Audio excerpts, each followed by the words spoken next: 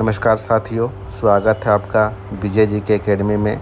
आज हम देखेंगे सीटेट के 20 ऐसे क्वेश्चन जो कि एग्ज़ाम की दृष्टि से काफ़ी महत्वपूर्ण है।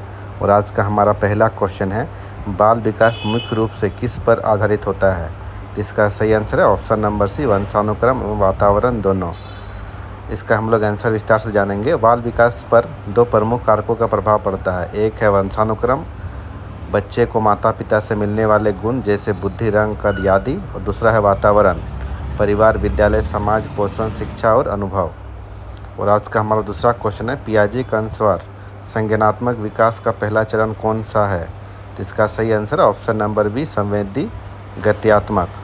तो इसका भी आंसर हम लोग विस्तार से जानेंगे। जीन पियाजे के अनुसार संज्ञानात्मक विकास का पहला चरण जन्म से लगभग 2 वर्ष तक होता है। इस चरण में बच्चा अपनी इंद्रियां और सारे गतिविधियों के माध्यम से सीखता है।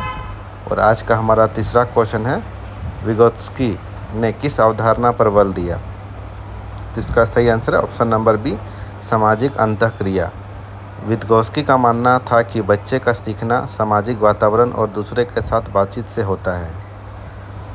और आज का हमारा चौथा क्वेश्चन है, सीखने का सबसे प्रभावी माध्यम क्या है? तो इसका सही आंसर ऑप्शन नंबर बी, अनुभव। बच्चे सबसे अच्छा तब सीखते हैं जब वे स्वयं करके या अनुभव प्राप्त करके सीखते हैं। जैसे उदाहरण के रूप में विज्ञान का प्रयोग, खेल में शिक्षा, परियोजना कार्य। और आज का हमारा 5वां क्वेश्चन है, समावेशी शिक्षा का उद्देश्य क्या है? तो इसका सही आंसर ऑप्शन नंबर सी, सभी बच्चों को समान अवसर देना। समावेशी शिक्षा का उद्देश्य है कि सामान्य और दिव्यांग सभी बच्चों को एक साथ पढ़े तथा सभी को समान अवसर मिले। इससे लाभ मिलता है, भेदभाव कम होता है, सामाजिक समानता बढ़ती है, सभी बच्चों का आत्मविश्वास बढ़ता है। और आज का हमारा 6वां क्वेश्चन है, बहुबुद्धि सिद्धांत किसने दिया? तो इसका सही आंसर है option number B, Howard Gardner. तो हावर्ड गार्डनर ने बताया कि बुद्धि केवल एक प्रकार की नहीं होती। उन्होंने कई प्रकार के बुद्धियों का उल्लेख किया है, जैसे भाषाई, तार्किक, गणितीय, संगीतात्मक, शारीरिक गतिशील, दृश्य स्थानिक, अंतर वैयक्तिक, प्राकृतिक बुद्धि इत्यादि। और आज का हमारा 7वां क्वेश्चन है, करके सीखना किसका सिद्धांत है? तो इसका सही आंसर है option number A, John Dewey. John Dewey ने लर्निंग बाय डूइंग का सिद्धांत दिया। उसके अनुसार बच्चा व्यवहारिक कार्य करके सबसे अच्छी तरीके से सीखता है। इस सिद्धांत का उपयोग आज भी गतिविधि आधारित शिक्षण में किया जाता है। और आज का हमारा 8वां क्वेश्चन है, बुद्धि परीक्षण का सर्वप्रथम विकास किसने किया? तो इसका सही आंसर ऑप्शन नंबर ए, विने एवं साइमन ने। अल्फ्रेड विने और थियोडोर साइमन ने 1905 में पहला बुद्धि परीक्षण विकसित किया। उसका उद्देश्य उन बच्चों की पहचान करना था जिन्हें पढ़ाई में अतिरिक्त सहायता की आवश्यकता है। बाद में इसी आधार पर IQ परीक्षण विकसित किए गए। और आज का हमारा 9वां क्वेश्चन है, प्रेरणा का अर्थ है? तो इसका सही आंसर ऑप्शन नंबर बी, सीखने के लिए प्रेरित करना। प्रेरणा वह शक्ति है जो व्यक्ति को किसी कार्य को करने के लिए उत्साहित करती है। प्रेरणा 2 प्रकार की होती है, एक आंतरिक प्रेरणा, एक बाह्य प्रेरणा। और आज का हमारा 10वां क्वेश्चन है, अधिगम का सबसे महत्वपूर्ण उद्देश्य क्या है? तो इसका सही आंसर है ऑप्शन नंबर बी, व्यवहार और में परिवर्तन। अधिगम का वास्तविक उद्देश्य केवल परीक्षा पास करना नहीं, बल्कि ज्ञान, कौशल और व्यवहार में सकारात्मक परिवर्तन लाना है। उदाहरण के रूप में देखेंगे, जैसे अनुशासन विकसित होना, नई आदतें सीखना, समस्या समाधान की शिक्षा बढ़ाना। इसी कारण शिक्षा का मुख्य लक्ष्य व्यवहार परिवर्तन माना जाता है।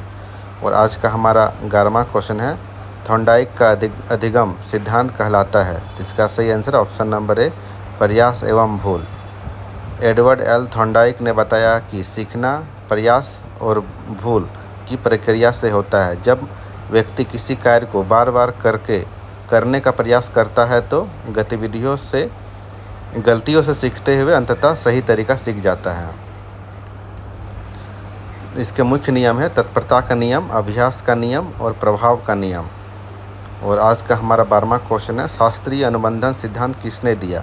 तो इसका सही आंसर है पावलोव, ऑप्शन नंबर बी। रूसी वैज्ञानिक इवान पावलोव ने शास्त्रीय अनुबंधन का सिद्धांत दिया। उन्होंने कुत्ते का प्रयोग करके बताया कि तटस्थ उद्दीपक भी बार बार प्राकृतिक उद्दीपक के साथ जुड़ने पर प्रक्रिया उत्पन्न करने लगता है।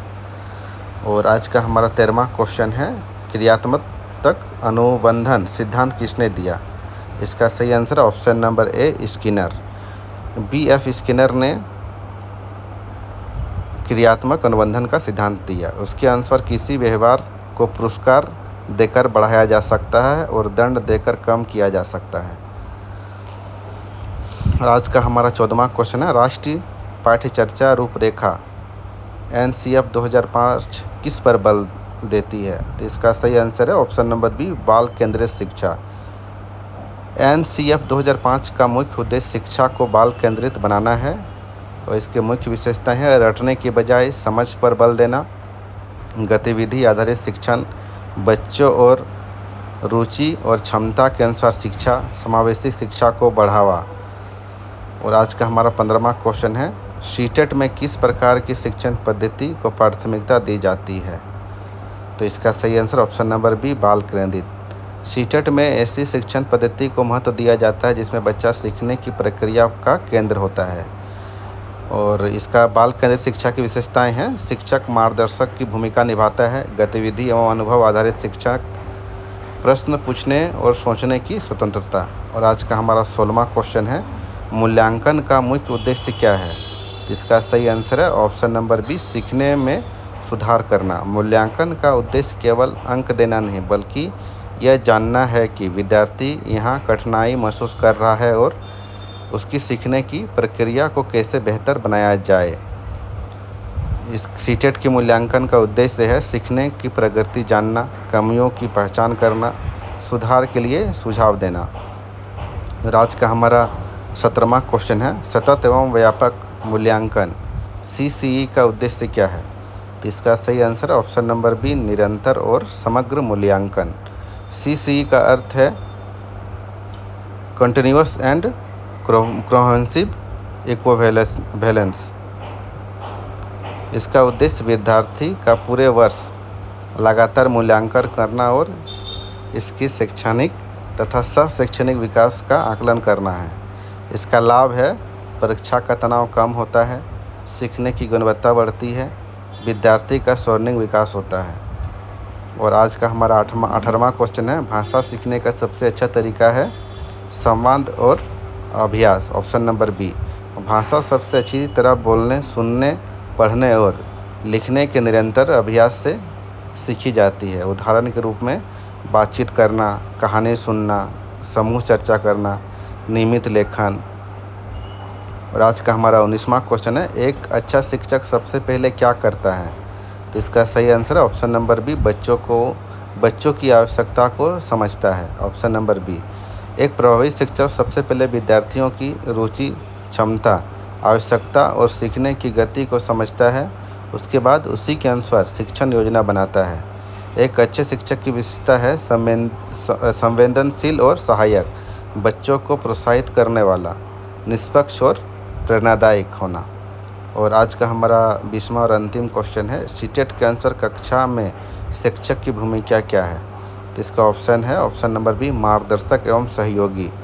सीटेट के अनुसार शिक्षक केवल ज्ञान देने वाला नहीं बल्कि मार्गदर्शक होता है। यह विद्यार्थियों को स्वयं सीखने, सोचने और समस्याओं का समाधान करने में सहायता करता है। इसकी मुख्य भूमिकाएं हैं सीखने का अनुकूल वातावरण बनाना, विद्यार्थियों को प्रेरित करना, गतिविधि आधारित शिक्षण कराना, सभी बच्चों को समान अवसर देना। तो आपको हमारा क्वेश्चन कैसा लगा हमें कमेंट में ज़रूर बताइएगा। ऐसा ही क्वेश्चन आप लोग के बीच में लाते रहता हूँ, तो हमें अपना फीडबैक ज़रूर दीजिएगा। अगर हमारा क्वेश्चन आपको अच्छा लगता है तो अपने दोस्तों के साथ शेयर कीजिएगा। और जो भी हमारे चैनल पे नए हैं वो चैनल को सब्सक्राइब करें, लाइक करें, कमेंट करें, दूसरों के साथ शेयर करें।